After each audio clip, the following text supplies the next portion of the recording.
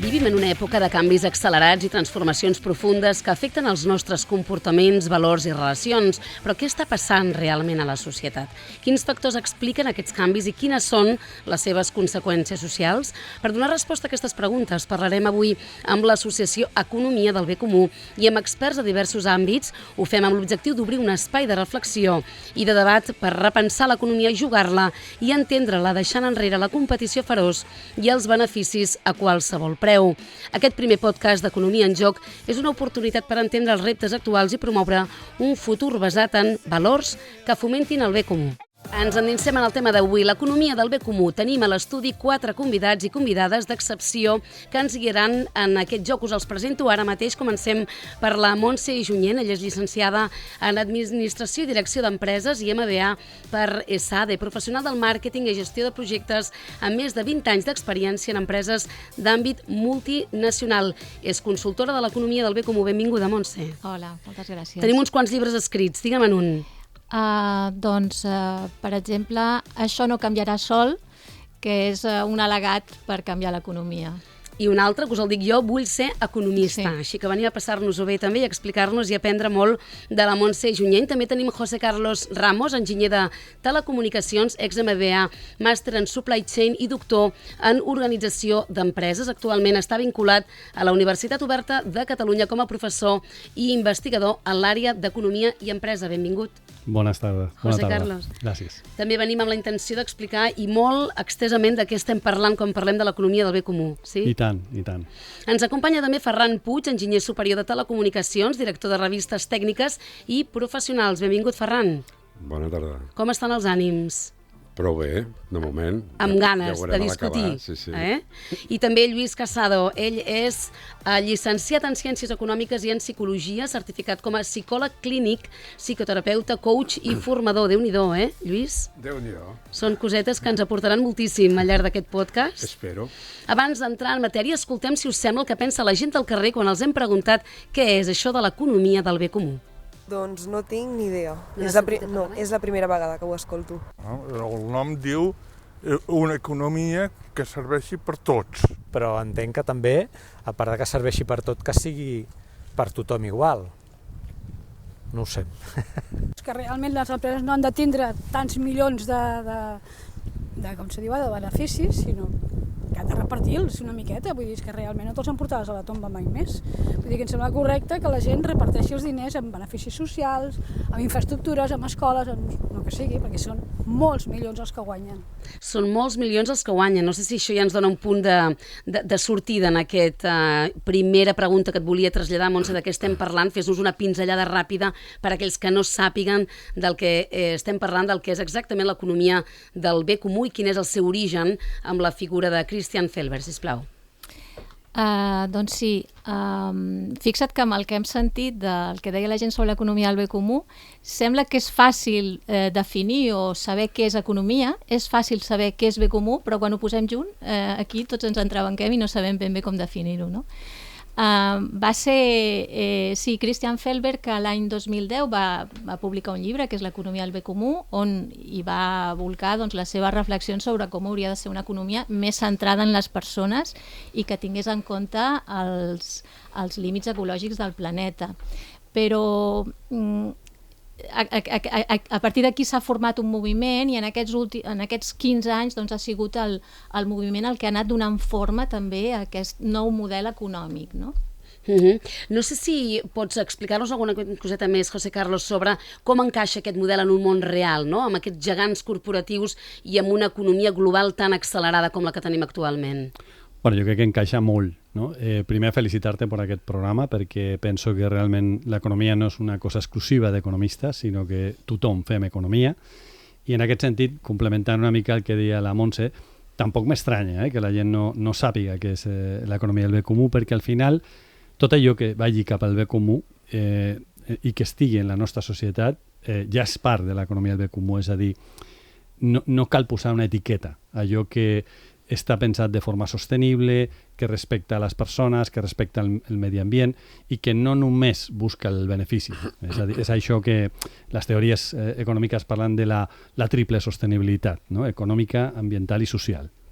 No sé si això és viable, Lluís, o ho veus com un somni bonic per algú que ens estigui escoltant dient, escolta'm, aquesta gent han begut una mica massa avui. Explica'ns quina és la visió com a economista i psicòleg, no?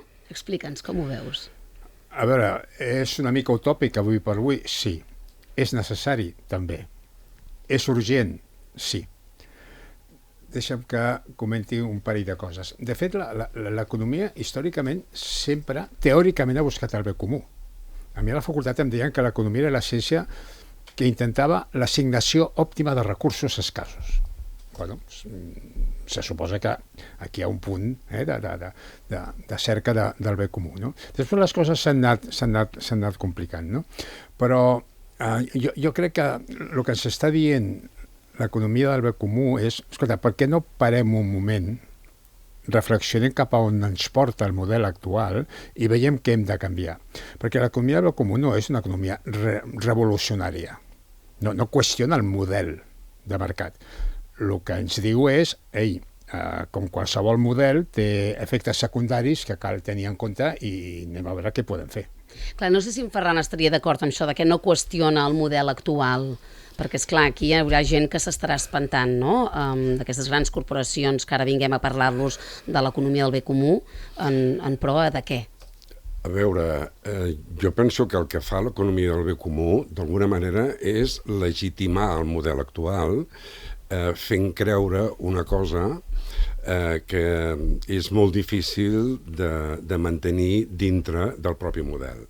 És a dir, mirar de jugar amb unes regles diferents a les regles que estan establertes per al conjunt del model ha de ser molt difícil i és extraordinàriament celebrable a les persones i a les empreses que això ho aconsegueixen.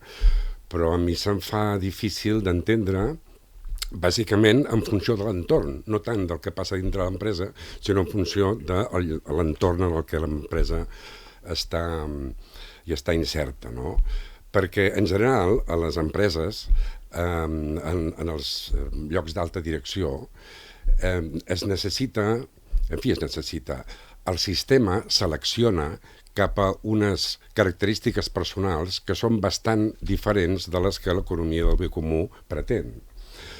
I si llavors les empreses del bé comú juguen en aquest terreny, en general hi tenen les de perdre, perquè tot conspira perquè això no sigui així. En tot cas, diguéssim que al final conspira perquè els costos siguin més elevats i la competitivitat, que és el capdavall del que es tracta l'economia del mercat, doncs no sigui tan elevada com... No sé si... La qual cosa, perdona, no vol dir que no hi hagi sectors i llocs i forats on es pugui fer. Ho anirem veient, que hi ha alguns forats i algunes empreses que ja ho han començat a practicar. Crec que per al·lusions, en José Carlos, aquesta afirmació de que l'economia del bé comú legitima el model actual no li ha agradat gaire. Explica'ns-ho. Bueno, lliga una mica també amb el que deia el Lluís, no? Ha dit que és una mica utòpic, no? I jo la pregunta que faria és: hi ha alguna més utòpic que pensar que el creixement infinit és sostenible? Perquè el que promou el sistema actual econòmic és créixer. I això és en un planeta on els recursos són limitats. Bueno, si això no és utopia, que vingui algú i que me l'expliqui, no? Llavors, nosaltres el que estem és fent una crida al realisme, i per això nosaltres parlem d'economia real. Respecte a les falses dicotomies que moltes vegades ens plantegem, no? És a dir, o estàs a favor del sistema actual o el que estàs proposant és el desastre total. Això és fals. És a dir, no hi ha una dicotomia. Hi ha tota una gamma de colors entremig que és possible i que, de fet, ho estem veient. I avui portarem i parlarem d'exemples que ho estan fent en qualsevol sector i en diferents geografies i condicions. O sigui que no estem parlant d'utopies, ni molt menys. I és totalment viable. Arribats a aquest punt, si us sembla, posem una de les talls de veu d'aquestes empreses que sí que ho estan duent a terme i que posen com a prova un botó, com a mostra un botó, no?, de que els està funcionant. A veure si podem escoltar aquestes declaracions. Per Naturalia, el benefici no és un objectiu, sinó una eina per poder invertir en recerca, millorar la vida de les persones, autofinanciar-nos i col·laborar en projectes amb valors. Clar, en aquest cas veiem que és un clar exemple de que sí que pot ser així, no? Però és veritat, Montse, que has començat dient que posar economia i bé comú eren com contradictoris, no? En José Carlos ens deia que no hi ha utopia, que no hi ha res més utòpic que el creixement continuat de l'economia, no? Com ens defensem davant d'aquells que no acaben de visualitzar-ho, de veure-ho clar, malgrat els exemples evidents? I després, Ferran, et dono la paraula. El que podem dir és que l'economia del bé comú també proposa una manera d'arribar aquí, per no parlar només d'utopia, per no parlar només de què volem o què pretenem, sinó que posem una eina que ens ajudi a aconseguir-ho, i és el balanç del bé comú. El balanç del bé comú el que fa és mesurar la contribució al bé comú d'una organització, d'una empresa, d'una escola, de qualsevol organització que fa una activitat econòmica. A veure, és que el capitalisme necessita créixer, perquè el capitalisme necessita un sistema financer per tal de poder tenir préstec per la inversió. Tot això és una mica teòric, però si més no funciona en prometge així, necessita poder atorgar crèdit per tal de que es pugui generar l'activitat empresarial, no? I aquest crèdit s'ha de tornar amb interès.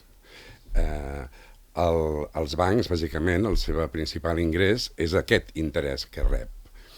Ara com que això comença a trontollar, doncs, hi ha tot això de les comissions, és una mica diferent. Però si tu has de tornar el crèdit amb interès, vol dir que has de créixer, has d'haver crescut necessàriament. I llavors això és una màquina que no pot parar mai. És a dir, quan arriben al límit, llavors es pot esfondrar. I en el límit aquest jo crec que hi estem arribant, però encara queda una mica de territori. Estaríem d'acord, Lluís, en què es pot aplicar més fàcilment a determinats sectors de l'economia catalana que en altres? Sí, segur, però això amb tots els canvis passa. Hi ha àmbits que estan més madurs, o que el cost de transició no és tan elevat i convé començar per aquí. Jo vull recuperar algunes coses que han sortit ara que em semblen prou importants, no? Efectivament, jo he utilitzat la paraula utòpic, però és que la situació actual és distòpica. És a dir, ens porta al desastre més absolut. Per tant, jo penso que la tria és clara. El dir utòpic jo no volia dir no desitjable o no volia dir impossible, sinó volia dir cap a on hauríem d'anar. Ara, des de la lògica econòmica exclusivament jo ho veig complicat. És a dir, aquesta lògica econòmica ha d'anar acompanyada d'un canvi de valors culturals immediat. Uau, canvi de valors culturals immediat. Estàs dient molt, Sí. Què caldria per donar-li aquest impuls real, doncs, això? Mira, poso 2 o 3 exemples. Per la majoria de les persones, avui hi ha 2 o 3 creences que no ens les plantegem, les donem per claríssimes, no? Una ha sortit abans, el creixement és bo, ja està. Contra més creixem, millor. Fals. No? Però és que n'hi ha d'altres. Llavors no podrem pagar els tipus d'interès, no, Ferran? Si no creixem, no paguem les factures que devem. I els bancs demanen més. Com ho fem, això? A veure. Jo no sé com ho podem fer sense el canvi de valors. Perquè quan jo parlava de l'entorn, em referia també als valors que promouen les polítiques públiques. El que fan les polítiques és provocar que sigui així. Perquè és la manera en què llavors els models responen de manera òptima al creixement màxim. I llavors això què fa? Això en realitat ens deshumanitza, ens acaba les lleis, les pròpies regles de joc del món econòmic, la política econòmica, però al final això acaba tenint un reflex en les polítiques culturals i al final acabem sent tots mig així. I ens deshumanitzem i al final diguéssim que l'última embranzida ha estat el neoliberalisme, en el qual ja el mercat ho domina tot i al final fins i tot domina les relacions personals i al final, diguéssim, ens pensem que el món és així i que perquè nosaltres estem arribant a som així, normalitzar, no? Un ens ho tipus normalitzem, de quan en capitalisme realitat- financer, no? Amb neoliberisme incorporat, que això correm uns riscos elevats a nivell Exacte, i ens pensem, bueno, és que som així, això els economistes moltes vegades ho diuen a la televisió, no, és que la humanitat és així, no, perdoni, la humanitat no és la així. humanitat no és així, la humanitat pot Moltes ser maneres diferent de ser del que humà, és. Després reprenem la paraula d'en Lluís, que l'hem tallat, en soc conscient, però abans deixeu-me que us expliqui que tenim unes declaracions de Francesc Picanyol, gerent de Majoral Joies, com a exemple de que quan les empreses també són grans també poden aplicar aquest canvi de valors. Escoltem-lo. Treballo a Majoral Joies. Som 22 persones que facturem poc més de 2 milions d'euros. Comprem or i plata amb certificat Farmany perquè creiem en l'impacte positiu i també pensem que les petites empreses amb persones al centre dels seus propòsits poden aportar molt més que les grans corporacions, especialment confiança i transparència. Clar, és el que deies també, Lluís, de posar la persona al centre de l'empresa. Aquí hi ha una fal·làcia que jo crec que ja hem de posar sobre la taula, i és que els diners donen la felicitat. Com anava això? I ajuden, no?, deien? Tota la investigació S'ha fet un silenci, amb aquesta i afirmació. sociològica coneguda desmenteixen aquesta creença.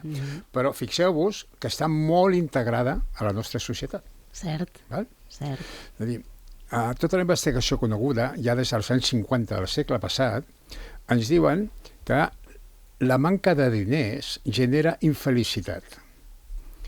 Però els diners no són la millor palanca cap a la felicitat a partir d'un cert límit, no? Daniel Kahneman, que és un psicòleg curiosíssim perquè va ser Premi Nobel d'Economia, perquè veieu que no sóc l'únic que fa aquestes coses rares, va xifrar en el seu moment fa uns anys amb al voltant dels 70.000 dòlars l'ingrés a partir del qual ja, encara que tu guanyessis més, ja no augmentava el teu benestar. Per tant, quan parlava de valors culturals, valors socials, hem de començar a informar d'això. Perquè fixeu-vos que la nostra cultura és una cultura orientada al consum. Contra més consumeixes, més èxit tens. Llavors, clar, ens inventem aberracions com la marca personal. Què vol dir? Ara està molt de moda, això de fer marca personal. Sí. Jo sóc una marca? Sí. En un mercat, com s'està descrivint aquí, sí, qualsevol cosa pot ser una marca, fins i tot un ser humà. Clar que sí. Aquesta teoria del benestar econòmic, és veritat que el que també està molt de moda és aquesta buscar l'eficiència econòmica, que són conceptes molt reiteratius, no? L'equitat en la distribució dels recursos i aquest impacte de polítiques públiques en un suposat benestar col·lectiu, i tot això és molt a debatre, no, José Carlos? Bueno, jo totalment d'acord amb la contribució que s'ha fet ara i per reforçar aquesta idea, no, recomanaria el llibre de Michael Sandel, el de La tirania del mérito, on parla d'això, no? I bueno, el paradigma que estem veient ara, no, és com als Estats Units sobretot, però bueno, a molts països està triomfant un populisme i un paradigma d'èxit que bueno, tots sabem, no?, en la figura d'aquest propietari de marca de cotxes i d'altres... Podem dir-lo, Elon Musk. Sí, parlem d'Elon Musk i de Donald Trump que als Estats Units. Es veuen com messies, és a dir, amb tota les atribucions, no?, per orientar el poble cap a l'èxit, no?, amb un paradigma d'èxit que, i ara vaig a donar una visió optimista, a la universitat veiem a gent jove que no té aquesta visió, és a dir, que tenen molt clar que el paradigma d'èxit ha canviat, és a dir, quan els expliquem les teories antigues, no, d'organitzacions i demés, diuen, bueno, però la sostenibilitat no està a l'origen d'això. Aquí fallen coses bàsiques. I llavors ens ho diuen, no? I això dona molta esperança perquè és una mica també per aclarir que, diguéssim, el que deia abans, que no calen etiquetes, és a dir, tot allò que ja tingui aquesta orientació amb un propòsit de sostenibilitat, d'anar més enllà, de tenir en compte la resta, no?, d'éssers humans, el planeta, etc., ja suma el bé comú, és a dir, que... Clar, aquí podríem entrar també a debatre què vol dir èxit, no? Què és l'èxit per les persones, què és un èxit dins d'una empresa. És un concepte una mica filosòfic a la vegada, no? Ha canviat. Èxit perquè el llindar del benestar està posat en aquests $70.000 anuals i hi ha gent que els cobra i no és feliç, i gent que en cobra la meitat i és molt feliç. Per tant, què és per vosaltres l'èxit o què se suposa que ha de tenir una empresa per ser exitosa? Montse. Bé, jo diria que ha de sentir i ha de veure que contribueix al bé comú amb els diferents agents amb els que treballa cada dia. Els proveïdors, els empleats, els clients i l'entorn, no? Sobretot l'entorn social. Per tant, que la seva activitat li dona un benefici, però que aquest benefici està posat al servei del bé comú. És el canvi de paradigma d'entendre els diners com un mitjà i no com un fi en si mateixos, no? Estem molt acostumats, i és cert, tal com deia el Ferran, que estem amb aquesta manera d'entendre a l'ésser humà i a l'economia centralitzada en la crematística, diria jo, més que en l'economia, no? En l'acumulació de béns, en l'acumulació de diners, i que aquest és el nostre objectiu. Però no, l'economia ha de servir a les persones i ha de tenir en compte que tenim uns límits i que no pot créixer sense límit. Llavors jo diria això, no? Una empresa que té un benefici, però aquest benefici l'ha aconseguit d'una manera ètica, tenint en compte tots els agents amb els que té relació en el seu dia a dia, doncs per mi seria la definició d'èxit. Ferran, com ho... Sí, jo m'estava preguntant per el contorn d'anàlisi de quan diem bé comú. Perquè moltes vegades el que passa és que el que fem és tirar la pilota lluny per no veure-la. No dic que sigui el cas de l'economia del bé comú, és a dir, no ho conec, però, per exemple, m'imagino quan diuen, Barcelona, emissions zero. Però el que agafen és que en lloc d'estar a Barcelona, les fàbriques que tenen més emissions, doncs les porten a l'Hospitalet, no? I llavors això sembla que és perfectament ecològica, la ciutat, etc. Passa també amb els països, és a dir, per tal de no pagar drets d'emissió, doncs a Europa, tota la indústria pesada s'ha anat cap a la Xina, s'ha anat cap allà. Vull dir, en realitat, nosaltres anem fent espais que ens tranquil·litzen, però en realitat molt sovint el que fem és tirar pilotes fora. Hi ha com una façana, que ens sembla que... Sí, hi ha com una façana, i en realitat nosaltres a Occident bàsicament tenim una economia que és un mode de vida imperial. És a dir, nosaltres no tindríem els telèfons mòbils tothom si no hi hagués persones que són virtualment esclaus en els països del tercer món. De manera que, esclar, per això dic que a mesura que vas ampliant l'espai del que consideres bé comú, potser hi ha un punt, diguéssim, que sigui l'òptim. Sí, esclar. Buscar l'equilibri, que és el que sempre és més difícil d'aconseguir, no? No sé si per al·lusions, José Carlos? Sí, comentar que això està estudiat, és a dir, aquesta externalització del que seria negativa, no? Això està estudiat i va haver un cas molt concret que es deia la fal·làcia holandesa, perquè Holanda sortia sempre com un país doncs molt net i molt... exemplar, i no era així, per això que estava dient. Això actualment la Unió Europea ho regula, és a dir, que quan tu estàs produint i externalitzes coses, això s'ha de medir també, i per tant s'ha de tenir en compte a l'hora de gravar o d'ajudar les organitzacions que ho fan o no ho fan. Clar, potser amb incentius fiscals seria convenient que els governs posessin part en això, en què les empreses s'hi sumessin, si hi haguessin regulacions més verdes o, no sé, col·laboracions público-privades per dur a terme, no? Si volem materialitzar-ho, s'hauria. Seria mesurar sense trampa. Correcte, de forma transparent.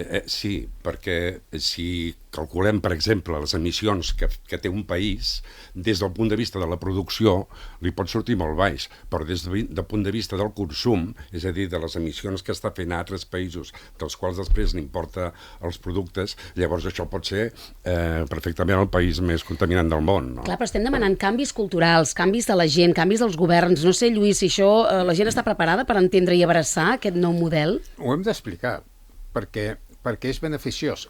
Ara es parlava de què hem de mesurar, no? A veure, una de les coses que hem de fer és augmentar la llista d'indicadors. Si posem l'ésser humà al centre, hem de tenir indicadors que no siguin de procés econòmic, sinó de benestar humà. Llavors, a veure, ja tenim indicadors. Per exemple, si un agafa la llista dels fàrmacs més venuts al sistema públic de salut estatal, veuràs que entre els 10 primers hi ha 3 que són o bé ansiolítics, o bé antidepressius, o bé somnífers. home, com a indicador de que alguna cosa no marxa, jo penso que és prou clar, no? La investigació més a llarg termini que jo conec en el camp de la psicologia és una investigació que porta 75 anys fent-se. La va impulsar a la Universitat de Harvard i han fet un seguiment longitudinal del nivell de benestar d'una generació rere l'altra. Quin és el factor que destacadament surt com el més potent que explica el benestar de les persones? Les relacions. Les relacions interpersonals, està clar. Més enllà del tenir, de posseir propietats, el patrimoni, fins i tot a les persones, el que és important és com ens relacionem, com creem una xarxa de persones al nostre voltant. I que va totalment en contra de l'individualisme que se'ns ha estat venent. Ens venen, tu ves a la teva i la resta... Hem de recuperar la comunitat. I aquí, em perdonareu, però hi ha una cosa que juga en contra, que són les xarxes socials, perquè és un altre tipus de debat. No, totalment d'acord, i moltes idees ara de forma constructiva apunten a l'associacionisme, a la comunitat, com a forma també de fer front a allò que dèieu abans, és a dir, aquesta concentració de poder tan gran que estan havent actualment, no, en quatre tecnològiques que deixen fora, o sigui, estan per sobre dels estats, estan per sobre de regions, de les persones, estan per sobre de tot. Sí, de fet, les principals empreses tecnològiques del món estan totes situades a Silicon Valley, és veritat, ara han sortit una competència, a Xina també n'hi ha alguna, la competència del DeepSeek en cas d'intel·ligència artificial, i és cert que això doncs, genera moltes incerteses, no? A Europa i a la resta del món, almenys així és com veiem que hauria de ser, no? De generar una mica de por, si em permeteu dir la paraula. En tot cas, la resistència cultural al canvi és el mur més alt que cal saltar per fer realitat aquest nou model? No sé si és la resistència cultural al canvi, o és que el canvi que estem demanant és un canvi històric que es podria assimilar a un altre moment de la història? Jo penso que és així, i que sobretot el que no sabem ben bé cap a on hem de canviar, és a dir, no hi ha referents, tots els referents són referents del model actual. I llavors no hi ha crítica, perquè tampoc és fàcil que hi hagi debats d'aquest tipus en la majoria de medis de comunicació, perquè allà hi ha ens que ja vigilen de que hom no se'n surti gaire del discurs mainstream, no? Per tant, doncs, tant de bo que s'estigui fent aquí aquest debat. Però és molt difícil, quan es necessita un canvi cultural tan imponent, s'han de tenir una teoria de base i un model de transició. Correcte. Potser aquesta teoria de base la podríem començar a implementar a les escoles, no? La formació és la base de tota societat i de progrés.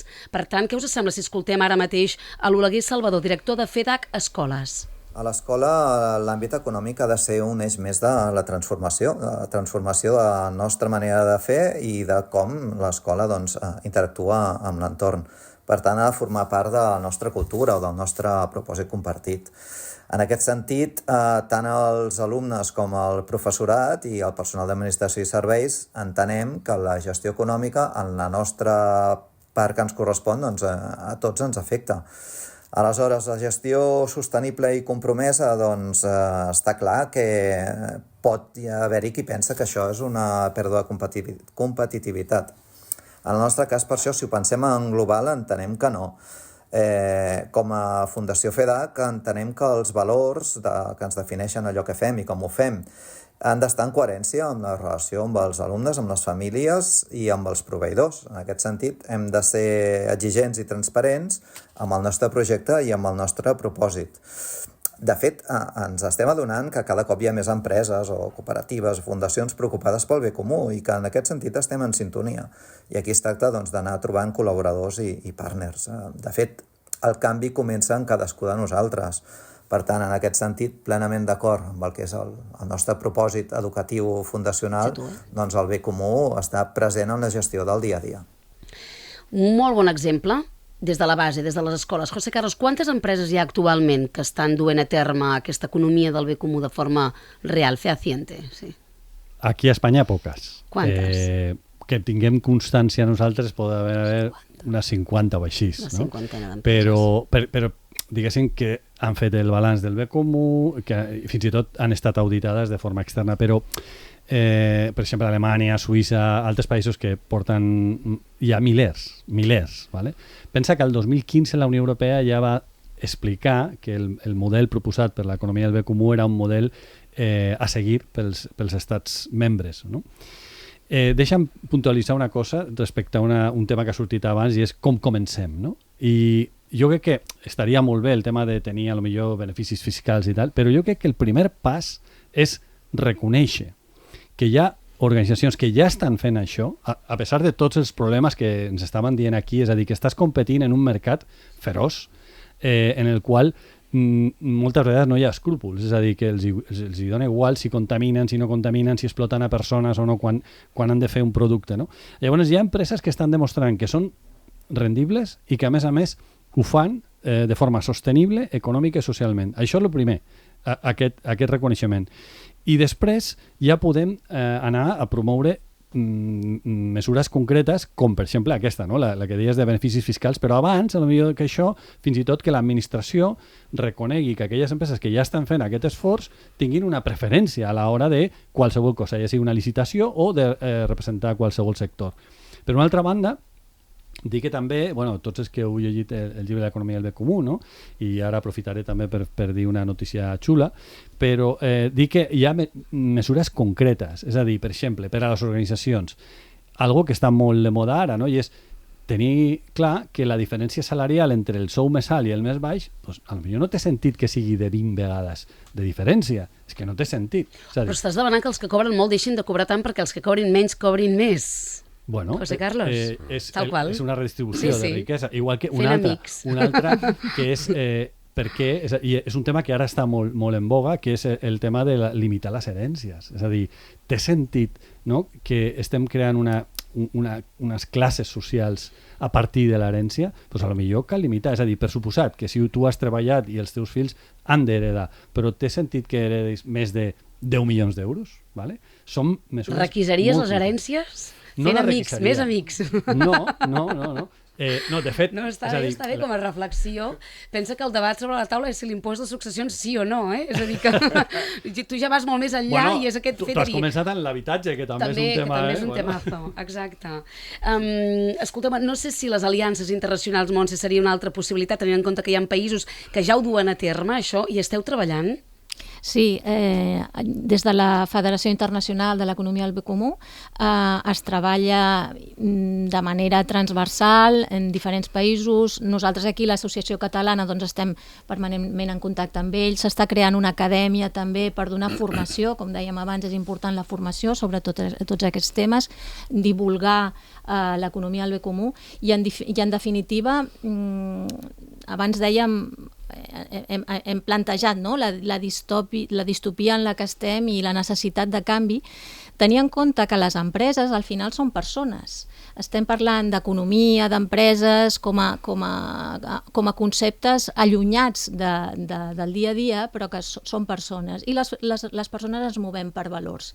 I el poder parlar... Algunes més que altres, Montse. Sí, també és veritat, sí.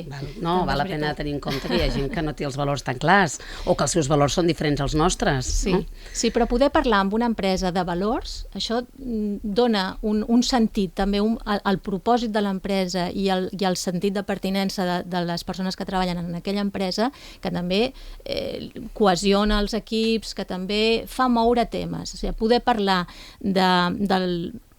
a l'hora de fer el balanç del bé comú, no? Doncs de com posem en pràctica la nostra activitat tenint en compte una sèrie de valors, com a mínim, d'entrada ja canvia moltes coses. Deixa'm que ho aterri. Estem parlant d'empreses que vulguin fitxar, contractar dones embarassades o persones majors de 45 anys, per exemple. Estem parlant d'això, eh? Ferran, com ho veus? Sí, jo estava recordant exemples vigents avui d'economies, no tant d'empreses concretes, d'economies del bé comú. Potser hauríem de parlar de Bhutan, no? Sí, per exemple, amb el seu índex de la felicitat. Exacte, és a dir, a Bhutan el seu propòsit de la política en general no és augmentar el PIB, sinó augmentar la felicitat de la gent, i ho mesuren en aquests termes. També la majoria de les comunitats indígenes que són molta gent al món, són més de 500 milions de persones, es coneix poc, quan parlaven de la qualitat de les relacions. És a dir, nosaltres també, en funció de que som fills de la modernitat, tenim identitats individuals. Des del punt de vista de l'economia es parla d'individualisme metodològic, allò que deia abans dels models. Ells no, ells tenen identitat relacional. Llavors, jo vaig estar en una comunitat de 70.000 persones que no tenien policia. Diu, és que aquí, home, a vegades sí que passa alguna cosa, però en general ningú fa el mal, perquè sap que s'està fent mal a si mateix i està fent mal als demés, i està fent mal a l'univers. És a dir... El canvi és possible, Lluís, no sé, quan hi ha voluntat, hi ha d'haver-hi voluntat i molta voluntat perquè aquest canvi sigui possible. Sí, però una de les coses que necessitem és més informació. Petició a la informació econòmica, als mitjans de comunicació. El discurs és massa simple. És a dir, augmenta el PIB, la inflació està controlada, anem bé. No, és parcial. És parcial. Home, millor que augmenti el PIB que no disminueixi, i seria discutible, i millor que la inflació estigui sota control, que no que estigui descontrolada. Però no és suficient, això. Caldria informar, per exemple, també sobre aspectes de desigualtat, i això té a veure amb el que tu comentaves ara. Clar, però els mercats rebutgen la incertesa, per tant que la inflació estigui controlada i que augmenti el PIB són bones notícies d'entrada, on diràs que els periodistes no fem la feina correcta explicant que el producte interior brut puja quan puja. Que teniu un paper a jugar amb tot això. Podríem parlar en tot cas del PIB individual o el PIB d'un país, quina mesura agafem, no? Però quina és la unitat de mesura? Disculpa. És a dir, ara, per exemple, i és un tema recent, no? de plena vigència, ens estan dient que anem a una economia de guerra, no? Que ens hem d'armar. El PIB creix. És a dir, quan tu inverteixes en indústria armamentística, imagina que Espanya es posarà a fabricar, jo què sé, míssils. Tema delicat. Clar, això creix el PIB. Això va cap al bé comú? Clar. No va cap al bé comú, en absolut, perquè això va per a matar persones.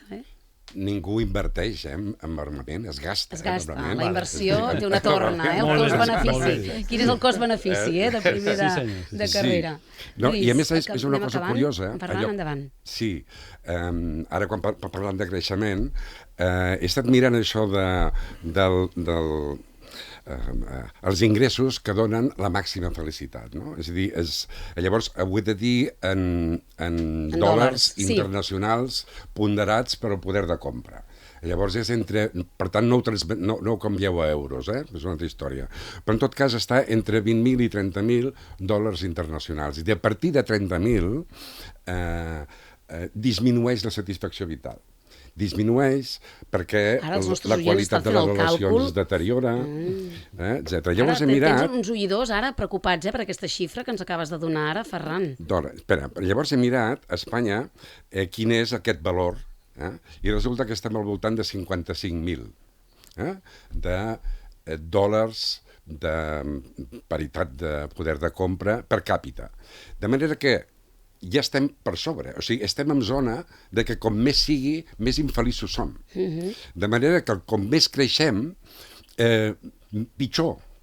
I, esclar, com més creixem, doncs tindrem més necessitat d'antidepressius i d'ansiolítics, etc. En Lluís està rient i jo he recordat la teoria del bistec, aquella teoria que diu que quan tens gana el primer bistec et sembla molt bo, però quan n'has portat 10 menjats de forma continuada, el desè bistec et sembla horrorós, no, Lluís? No, però és que ara estem abordant la complexitat de la situació. És a dir, per exemple, la desigualtat és un element fonamental per al canvi. Perquè fixeu-vos que aquí hi ha un efecte molt pervers.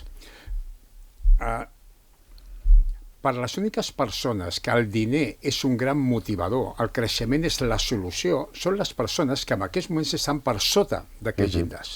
Amb la qual cosa el sistema es va automantenint gràcies a la desigualtat. Un altre aspecte, tu mencionaves fa un moment els mercats, com prendrien no sé què. A veure, també cal informar que en aquests moments al món l'economia no productiva multiplica per no sé quant a l'economia productiva. És a dir, el flux de capitals purament financers, que no responen a cap producte, que cap empresa ven a cap consumidor, és molt més alt que l'economia productiva. És a dir, tot això és el que tenim en joc en aquest moment. Per això, si la ciutadania no comença a ser conscient de tot això, no canviarà els seus valors. Montse, endavant, per al·lusions, sí. No, acabes de dir una paraula que crec que és clau, que és la consciència. És a dir, fins que no prenguem consciència del moment en el que estem, de la necessitat de canvi i de que és l'única via que tenim, posar al centre les necessitats de les persones, tenir en compte que els recursos són limitats, etc. Però jo crec que no havia sortit fins ara la paraula, però consciència també és el punt més important. Vingues, José Carlos. Reforçar un missatge que acaba de donar el Lluís, i és que jo sóc optimista i idealista, fins i tot, i crec que hi ha solució, a pesar de tot. Però no és fàcil, és complex. Ara, no hem de comprar, el que deia abans, les dicotomies. Hi ha el Christian Felber, que aprofito per donar aquella notícia que deia abans, que vindrà el dia 12 de juny, que estarà aquí al City Lab, i podeu tenir més informació a la web de l'Associació Catalana de l'Economia del Bé Comú. Serà interessant fer alguna entrevista, perquè ens desenvolupi alguna coseta més del que hem parlat avui. Parla castellà perfectament, o sigui que és austríac però parla castellà. No, i una frase que diu ell, que és que en els temps de Margaret Thatcher ens venia una dita que era Tina, que és there is no alternative, quan ens abocaven a la situació en la que vam estar. Fent-nos creure que era l'únic camí a seguir. I ell diu que no, això està ple de tapes, és a dir, there is plenty of alternatives. Hay todo tipo de alternativas y es real. Es decir, no compremos que tenemos que ir a una economía de guerra o lo otro que es el caída al vacío. No, hay muchas más alternativas. Yo creo que esto es muy importante tenerlo en mente. Ya está, este era un poco el refuerzo que quería hacer. Molt bé, no sé si voleu fer l'última tanda així a nivell de titular. Quin seria el titular que deixaríeu anar cadascun de vosaltres, ja per anar tancant aquesta economia del joc? Mira, per mi el titular seria situació complexa, resposta complexa. És a dir, no hi ha receptes fàcils, però és necessari començar a visualitzar una altra manera de gestionar les qüestions econòmiques. José Carlos? Que l'economia és cosa de tothom, i aquí permetràs, els economistes són experts en donar-li opacitat a l'economia. No sé si heu sentit recentment parlar de la doble materialitat, per exemple, el tema del canvi climàtic. Bueno, doncs això no significa més que la doble importància cap a l'empresa i de l'empresa cap al mig ambient. És tan senzill com això, però els economistes som experts en donar paraules que creen opacitat i llavors hem de fugir d'això, hem de ser, i per això felicitar-te per aquest programa, perquè hem de fer una economia planera. Hem de fer que s'entengui a la gent, Sí, Ferran, titular. Sí, que hauríem de revisar els pressupòsits de la modernitat, que són en realitat el marc en el qual tot això s'esdevé i juga. Moltes vegades no ens n'adonem que estem sota una cosmovisió concreta. Hi ha altres maneres de veure el món i de relacionar-se amb el món. I és a partir d'aquí, és a partir de reconèixer que nosaltres en tenim una de concreta i identificar-la, que podem llavors veure si podem agafar o triar elements de les altres. Molt bé. Montse Junyent, per acabar. Jo diria valentia. Remar contracorrent és difícil i ser sostenible no és còmode, però hem de ser valents i posar-nos-hi, sí. Doncs vinga, des de Ràdio 4 hem començat a ser valents, des d'aquesta ràdio pública que ha de servir a tots els ciutadans. Ens hem envalentonat parlant sobre aquesta economia del bé comú. Gràcies, Lluís Casado, gràcies, José Carlos Ramos, gràcies, Ferran Puig, i gràcies, Montse Junyent, per ser aquí amb nosaltres. A mode de resum, hem fet afirmacions interessantíssimes. Començat dient que el capitalisme necessita créixer, després ja ho hem posat en dubte. Hem dit també que els diners són un mitjà i no una fi, això també ho hem qüestionat. Hem acabat afirmant també que l'economia del bé comú legitima, segons per aquí, el model actual, i si era utòpic, no era utòpic, però que sí que s'ha dit que no hi ha res més utòpic que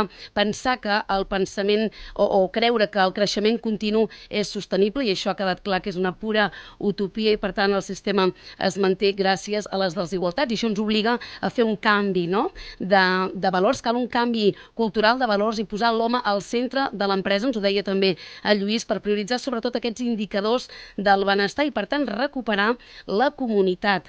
Els valors estar en coherència del que volem i volem aportar a cadascuna de les empreses, demanant també que des de l'administració pública tinguin preferències, si pot ser, en algunes de les licitacions que hi hagi en aquest país. Ha estat un plaer tenir-vos aquí amb nosaltres a Ràdio 4, als estudis de Roc Boronat. Un plaer treballar amb els meus companys, la gran Elena Ramos i el realitzador José Gil. Gràcies per ser-hi, a tots vosaltres i els que ens acompanyen en aquest estudi 31, en el primer capítol d'Economia en Joc. Esperem, els que us esteu escoltant des de casa o des del cotxe o des d'on sigui, que hagueu pogut somiar una mica amb una economia diferent, una economia més humana i més sostenible. Deixeu-me que acabi amb una frase perquè seguim pensant. Les forces del mercat per si soles no poden corregir la creixent bretxa entre rics i pobres. No ho dic jo, ho diu Thomas Piketty, però com que l'esperança és el que mai mor, acabem amb l'alegria de Cirque du Soleil, que és el que comença a sonar de fons. Ens retrobem aviat aquí a Ràdio 4, a l'emissora pública. Cuideu-vos moltíssim.